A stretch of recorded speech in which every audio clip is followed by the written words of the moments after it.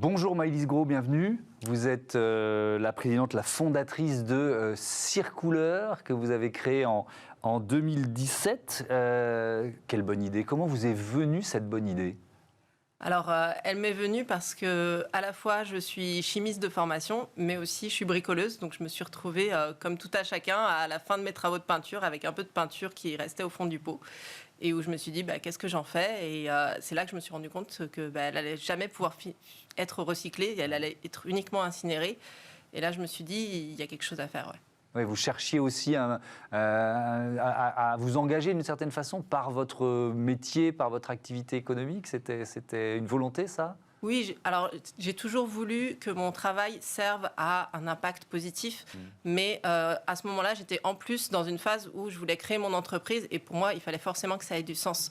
Donc ça a complètement matché avec à la fois mes capacités techniques et puis mon désir de faire quelque chose de positif. Bon, donc il y a une bonne idée. Après, il faut la mettre en œuvre. Est-ce que la filière existait ? Quels freins vous avez pu rencontrer pour créer Circouleur ? Alors la filière n'existait pas du tout, c'est nous qui l'avons créée. Ouais. Et donc pour pouvoir, une filière de recyclage, ça se fait pas tout seul. Donc il faut trouver les partenariats pour pouvoir récupérer ces déchets de peinture. Trouver aussi techniquement comment est-ce qu'on peut la recycler, parce que c'est un vrai challenge technique.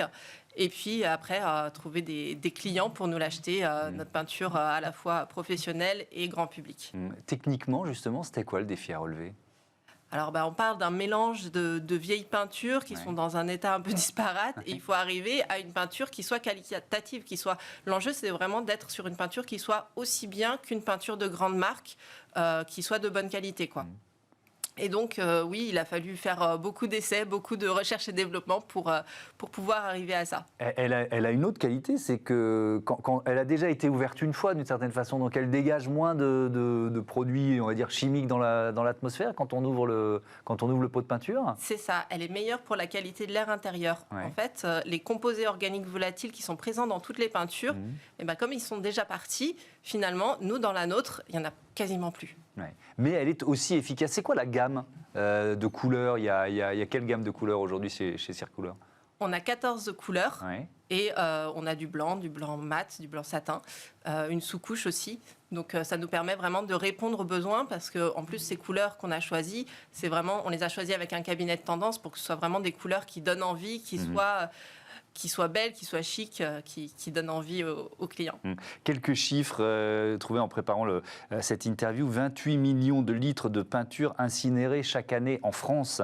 Ça représente 150 000 tonnes de CO2 dans l'atmosphère. C'est juste énorme. Mais c'est aussi un potentiel pour l'entreprise. C'est-à-dire c'est un potentiel énorme à recycler. Mais oui, tout à fait.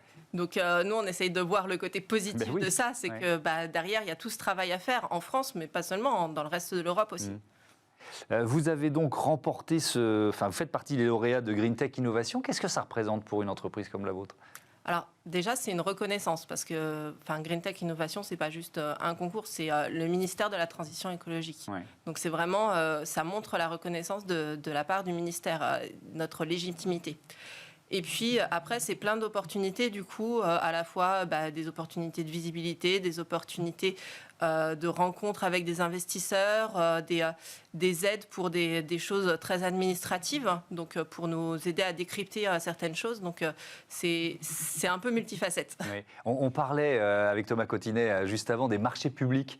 Est-ce que c'est un secteur que vous imaginiez pouvoir intégrer ? Et est-ce que le fait d'être Green Tech Innovation, ça vous ouvre cette porte ?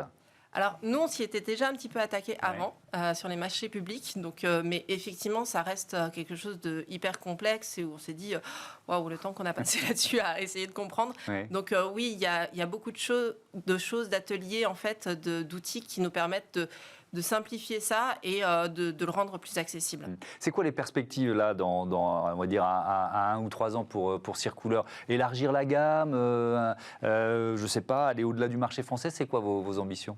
Alors nous, ça va être dans l'immédiat de nous doter de notre propre atelier de fabrication. Parce que pour l'instant, la dernière étape vraiment d'appliquer notre formule, elle est faite en sous-traitance et là, ça va être de la faire en interne. Okay. Et puis ensuite, ça va être effectivement de commencer à aller voir sur les pays voisins, puisque tout reste à faire encore en Europe. Merci beaucoup Maëlys Gros d'être venue présenter Circouleur et qui donc fait partie des lauréats de la Green Tech Innovation. Je rappelle d'ailleurs qu'il y a cet appel à manifestation d'intérêt qui a été lancé par Thomas Cotinet et donc par le ministère de la Transition écologique. Si vous avez des solutions tech en matière de transition écologique, n'hésitez pas à aller sur le site du ministère. Merci encore d'avoir participé à notre émission. Je voudrais remercier également les équipes de Bismarck qui m'accompagnent dans la préparation de ce Smart Impact et je vous dis à demain. Salut.